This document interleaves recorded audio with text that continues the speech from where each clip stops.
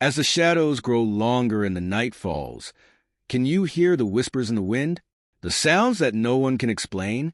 Welcome to Midnight Shadows, where true horror stories will send chills down your spine. In today's video, we're diving into 4 terrifying cases of real-life hauntings that defy all logic, unsolved mysteries, eerie encounters, and chilling phenomena. Are you ready to face the darkness? Make sure you're in a safe place, because what you're about to hear might change the way you see the world around you forever. Over the last few weeks, I've been talking to people about their real-life encounters with things they just can't explain. I was shocked by how many stories people have come forward with. I will be doing a compilation of some of the shorter stories very soon, but in this entry into the tape library, we're going to look at 4 true paranormal experiences. If you want to hear more true stories of the supernatural, then give this video a like and make sure you subscribe. This is just the tip of the iceberg. I have a lot of terrifying tales to bring you. Okay, let's turn on the tape recorder and get started on the first case in this entry into the tape library. What would you do if you experienced something that, in an instant, made you doubt everything you believed about reality? A bit of background on this story. After talking to this person further, they have been experiencing paranormal encounters around the house for a number of years now. They've even begun recording to try and capture evidence. I have included some examples of their video footage, along with a piece of artwork they created to demonstrate what they saw. So many people experience encounters with the paranormal when they are struggling with the world we live in. Do our minds play tricks on us when we're in these states of depression? What if the veil between our worlds become just that little bit thinner when we are at our lowest? Like the illusion around us just that little bit weaker? Just as a pre-warning, this case does involve discussion about topics that may be triggering to some. Here is what has been happening in their own words. As an atheist, I believe that religion is truly the cancer of our world. Therefore, I don't believe in religion. That being said, I've had some first-hand experiences that persuaded me to believe in an afterlife of some sorts and have some scientific theories that could possibly back my thoughts on the whole ghost thing. Firstly, in a nutshell, my theory is that since human consciousness is nothing more than a spark that travels around in our brain, mixed with a third law of thermodynamics, energy cannot be created or destroyed. It can only change forms and retain and transfer information. The consciousness leaves the body upon the minutes following death. Once it has traveled too far from the host, it can no longer go back. Hence, why reanimation isn't a thing. The first account that threw a wrench in my nothing exists outside of life thinking was during my temporary, successful suicide attempt. I was outside my body and was greeted by this thing, Death Grim Reaper, Ferryman, whatever you want to call him. But to me, all I thought to call him was my guide. He looked horrific, but during this time, I felt no emotion, good or bad. The best way I can describe it was weightlessness or true peace.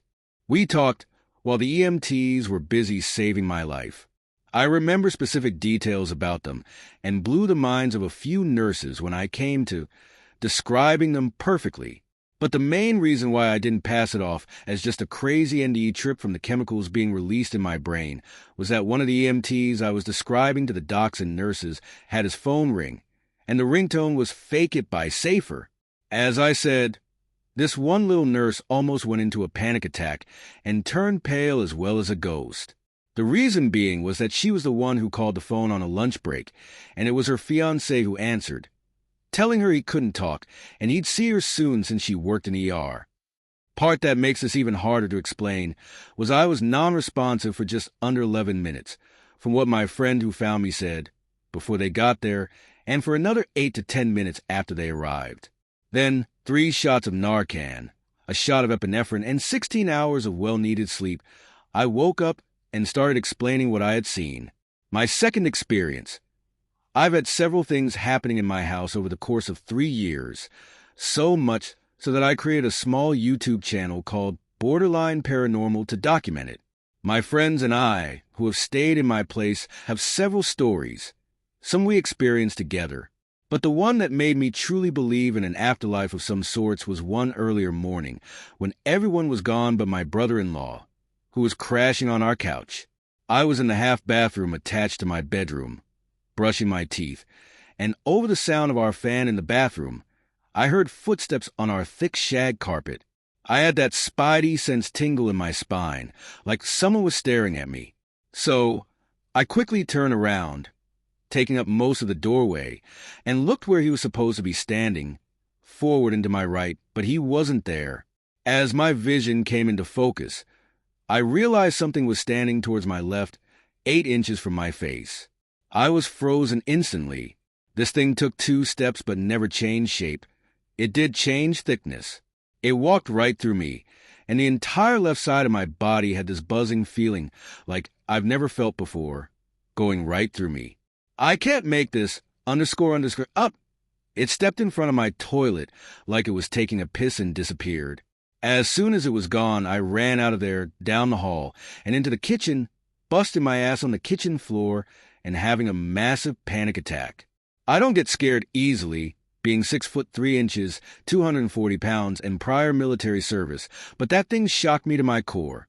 I could see down to about knee level, and the mist or smoke was white transparent. It changed thickness in almost random pulses originating from different points in its body. I have several new clips of shadow figures and disembodied voices. Finally, after 3 years of living in this house, I found out that 16 years ago, there was a woman who was having an affair, and the guy she was having the affair with shot her in the head in the bathroom where I had the experience, after an argument about her coming clean and telling her husband.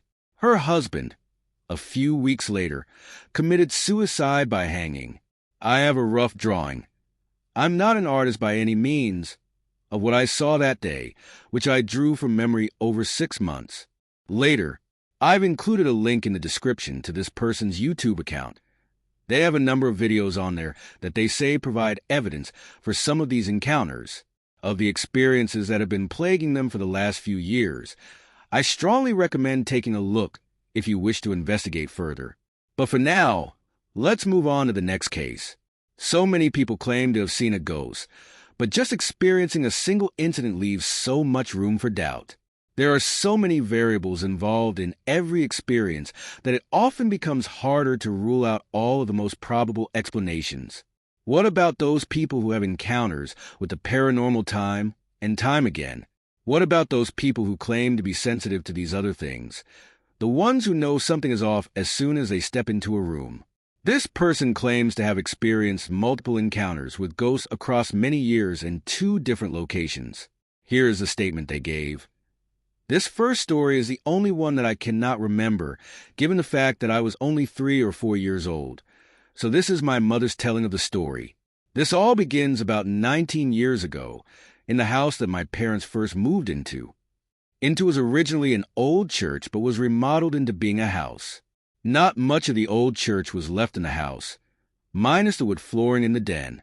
Now, apparently, my parents had heard choir music, the sounds of boots on hardwood floors, and had even seen a shadow figure once. But as for what happened to me, my parents were trying to move me from sleeping in their bedroom to my own. For some reason, I wouldn't do it, my only reason being, I'm scared to. So my mom asked me, "Why are you scared to sleep in your own room? Do you need a nightlight maybe?" Apparently, I said, and I quote, "Because of the tall, dark man in the corner over there." And apparently I pointed over to the corner of my room where, surprise, surprise, no one was. A few other things happened in that house, but none to me personally. Fast forward a few years, and we are at our second house.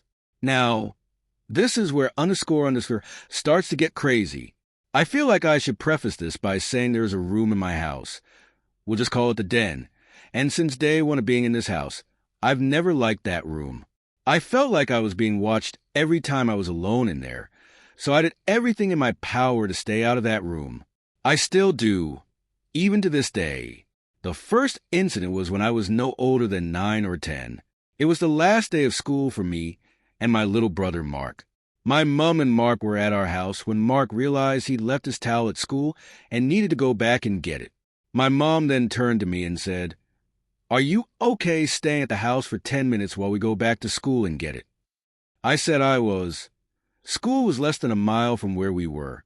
A few minutes after they left, I was sitting in the living room when I started to hear my mom and Mark talking from my mother's bathroom, even though I was completely home alone. Then I heard them start to laugh, and it stopped. Everything was quiet. A few minutes later, my mom and Mark walked back into the house. However, 10-year-old me didn't even bother to mention it, for some reason. A few years went by until the next incident. Before we keep going, I need to explain two things to you. The first thing I need to tell you is that personally, I'm very much of a night owl. Staying up to 3 or 4 in the morning is nothing new to me. The second thing is that in my house, there's a hallway at one end with the front door and at the other end, the back door. Now, this hallway has 4 doorways or entryways. The den, the office, the kitchen, and my parents' room. The kitchen has a bar, so you're able to see the whole living room and into my parents' room if their door is open. Further up, next to the front door, is the den.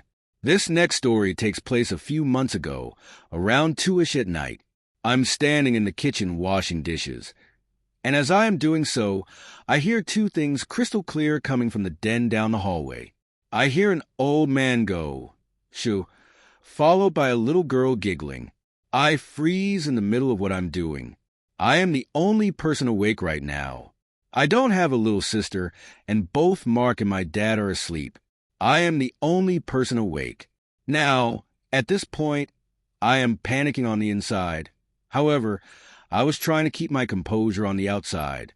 I turn off the water in the sink and walk to my parents' bedroom, then shake my dad awake and say, "Is there anyone else in the house besides me, you and Mark?" He simply said, "No, there isn't," and just falls back asleep. Annoyed, I walk out of my parents' room, and I am immediately looking down the hallway right towards the den, and there's nothing, just like there should be. I saw it, and I go back to doing the dishes. Ghost or no ghost, I still have chores that need to be done. The next night, again the same story. I'm doing the dishes. Now, something to note, I just stood up and my shorts slipped a bit. I pulled them back, so now the front half of my shirt is untucked while the back half of my shirt is tucked into my shorts. As I'm washing dishes, I feel something grab the back of my shirt and pop it, very similar to the way your mom would grab you and fix your shirt by popping and pulling it out of your pants. And surprise, surprise, that's just what the __ ghost did. It tucked my shirt from the back of my shorts. I just simply ignore it and keep doing the dishes, but again inside I'm __ terrified. One other incident I forgot to mention. Next to the den, there's a room we just simply call the office. Like I said before, there are a few things in this room. 2 recliners, the family computer, a mini fridge, and most importantly of all, the router. Now, again, it's about 1-ish at night, and the Wi-Fi has been extremely slow for some reason. I groan, get up, and head into the office. Now, again, the office and the den are right next to each other, so I never like going in the office alone, especially at night. But tonight, I had to. So I go into the office, go to the router, press the reset button, and then sit down on one of the 2 recliners we have in there while I'm waiting for the Wi-Fi to reset. The office door is actually a twin set of doors. They're both open the same way, so there is a small gap in between them. And where does that small gap look into? Right into the __ den.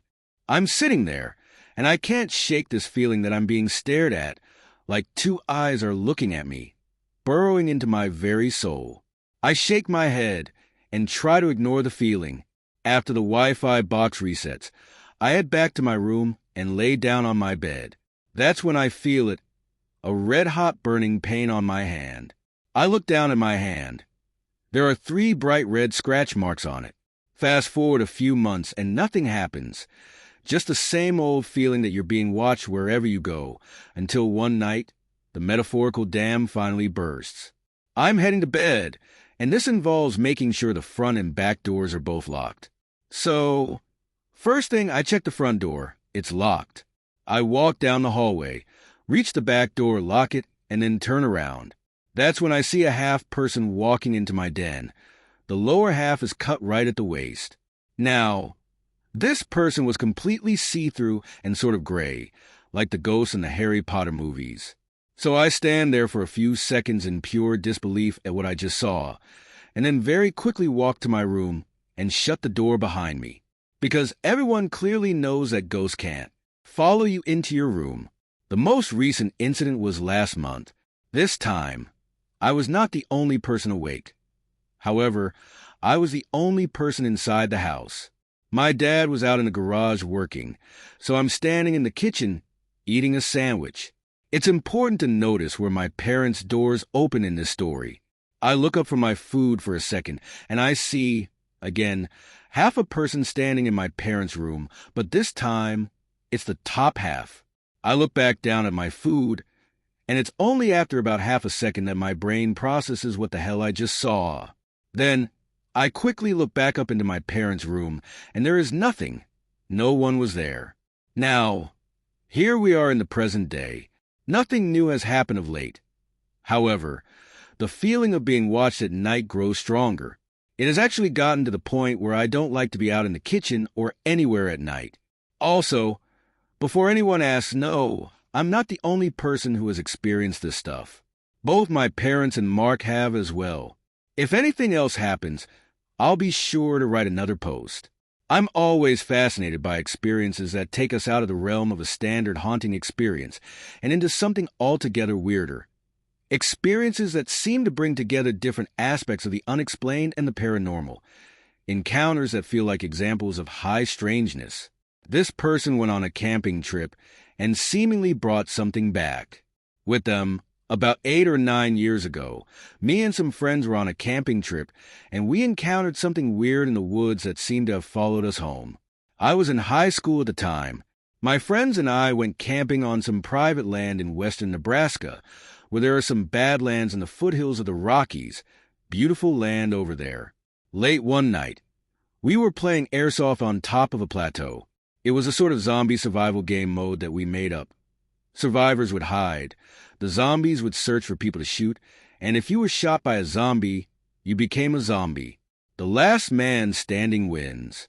My friend and I were hiding in some tall grass near the edge of a roughly 50-foot cliff drop that was to our backs, so no one could sneak up on us. At one point, we spotted a strange orb of light that hovered around the area for a few seconds, then, with insane speed, accelerated into the air and disappeared. We have it on GoPro footage, but it was pitch black and the quality sucks. Unfortunately, it's not worth much. Right after that, we heard movement in the grass behind us. The grass was indented as if something was there, but there was nothing. Like I said earlier, there's a cliff drop behind us, so no one could have snuck up on us. And if it was an animal, we would have seen it. Nothing else happened during that trip.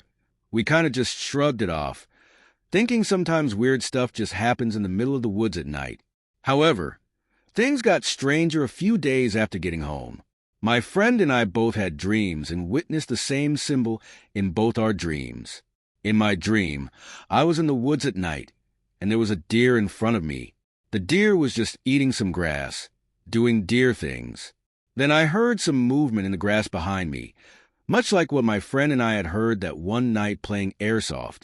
Then everything went black, and I saw a glowing red symbol in front of me, which almost resembled a dream catcher. At that point, I woke up, happened to look out my window, and there was a deer in my driveway. I live in the middle of the city, with no parks or wildlife around me, so it was very unlikely for a deer to ever be anywhere near me. In my friend's dream, from what I remember, he told me that he was exploring an old abandoned factory that was on the land we were camping at, to get rid of it, but part of me feels a strange connection to it. I can't shake the feeling that the skull is somehow linked to everything that's happened since that camping trip. After finding the skull, I couldn't help but wonder if bringing it home stirred something up. The dream with the deer carved with the symbol haunted me for weeks. Each time I closed my eyes, I could feel that intense fear wash over me again, and the silhouette of that creature loomed in my mind. As for the skull, I kept it tucked away in my closet, but it always felt like it was watching me, even when I couldn't see it. I tried to ignore it, telling myself it was just my imagination, but there were moments, especially at night, when I felt that same sensation of being watched. Eventually, I decided to take the skull out of the closet and put it on display on my bookshelf, partly out of curiosity and partly to confront my fear. To my surprise, I felt a sense of peace having it out in the open, but I remained cautious. I couldn't shake the feeling that something was still out there, waiting, observing. Since then, I've kept my eyes peeled for any strange occurrences, but nothing major has happened in a long time. The occasional creaks in the house and shadows in the corners of my vision still remind me of that night in the woods, but I'm learning to live with it. Maybe the skull was meant to teach me something about facing my fears or the mysteries of the unknown. I often wonder if I'll ever go back to those woods again. The memories of that camping trip are etched in my mind. And while I don't regret the experiences, a part of me understands that some things are better left undisturbed. I've encountered. The sheer shock of it left me frozen, heart racing, unable to comprehend what just happened. It felt like time stopped for a moment as I processed those large, pale hands gripping my chair, the way they yanked it back with such force. I thought I was dreaming, but the lingering chill in the air told me otherwise. When I finally managed to regain my composure, I rushed into the other room, where my wife was still watching her show. I was breathless as I recounted what had just happened. To my relief, she didn't dismiss my experience. Instead, her eyes widened in understanding. She had seen the same shadowy figure earlier that evening while she was in the kitchen, catching it in her peripheral vision as she washed dishes. This was the first time we both acknowledged that the pika had escalated its antics. We had grown accustomed to its playful peeking and occasional light scares, but this felt different, more aggressive and tangible. We decided it was time to take action. After some research and discussion, we agreed to perform a cleansing ritual in hopes of severing whatever connection it had to us. We gathered sage and a few protective crystals we had picked up over the years. Together, we walked through each room, lighting the sage and chanting words of protection. It felt empowering, but there was a nagging doubt in the back of my mind. What if it didn't work? What if the pika was bound to us, regardless of our attempts to rid ourselves of it? After the cleansing, the atmosphere in the house shifted slightly. It felt lighter, as if a weight had been lifted, but there was still a hint of unease lingering in the corners. That night, I fell asleep feeling hopeful, but I woke up in the middle of the night to an eerie silence, punctuated by the sound of soft footsteps in the hallway. When morning came, my wife and I discussed it. I described the footsteps, and she told me about a dream she had where the pika stood at the foot of our bed, watching us. It seemed clear that whatever this entity was, it wasn't leaving without a fight. As we continue to navigate life with the pika, we try to find humor in its quirks, even if it does leave us on edge. It has become a part of our story, a peculiar chapter in our lives that we can't quite explain but also can't ignore. The next camping trip is looming on the horizon, and I can't help but wonder, will we encounter something new, or will the pika follow us into the wild, peering from behind trees and casting its shadow in the moonlight? Only time will tell. I had a truly unforgettable experience when an unknown entity came up close, grabbed my chair, stopped my rocking, and yanked the seat back. Needless to say, I paused my show and turned on the lights while I processed what had just happened. Afterward, I shared the details with my wife before bringing them to you. If you've had a similar experience that you'd like me to add to our paranormal archive, feel free to drop a comment below or reach out to me via the email address in the description. I've also included links to the original stories where possible. If you enjoyed this content, don't forget to like, share, and comment to let us know your thoughts. Be sure to subscribe to Midnight Shadows so you don't miss any future spooky stories.